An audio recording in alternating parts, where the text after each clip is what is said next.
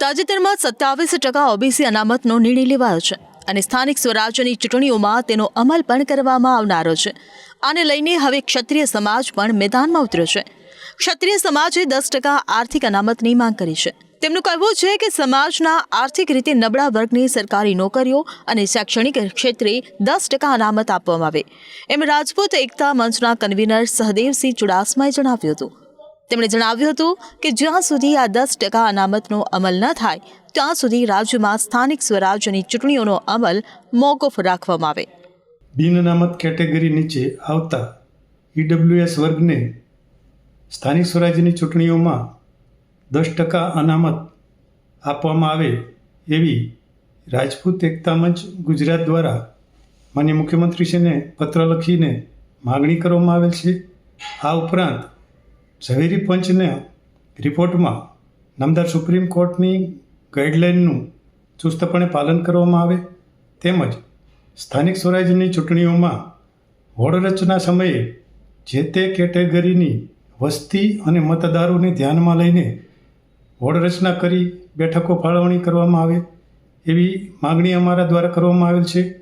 આ ઉપરાંત જ્યાં સુધી ઈડબ્લ્યુએસ કેટેગરીને 10% અનામત આપવાનો નિર્ણય ના થાય ત્યાં સુધી આગામી સ્થાનિક સ્વરાજ્યની ચૂંટણીઓ મોકૂફ રાખવામાં આવે એવી રાજપૂત એકતા મંચ દ્વારા મુખ્યમંત્રીશ્રીને પત્ર લખી માગણી કરવામાં આવેલ છે. આમ 27% ઓબીસી અનામત પછી સરકાર સામે નવો જ ડિંડક ઊભું થયું છે. હવે સરકાર આ 10% અનામત ક્ષત્રિય સમાજને શેમાંથી આપે તે સવાલ છે.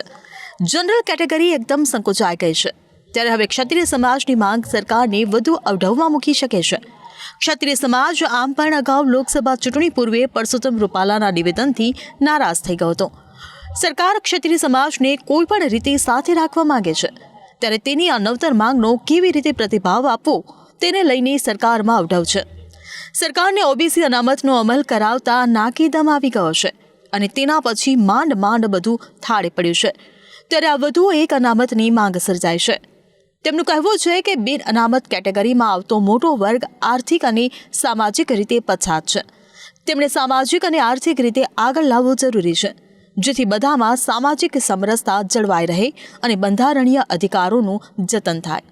ગ્રામ પંચાયત, નગરપાલિકા, મહાનગરપાલિકા, તાલુકા પંચાયત, જિલ્લા પંચાયત જેવી સ્થાનિક સ્વરાજ્યની ચૂંટણીઓમાં પણ બિન અનામત વર્ગમાં આવતા વર્ગ માટે 10% અનામતની અમારી માંગ છે.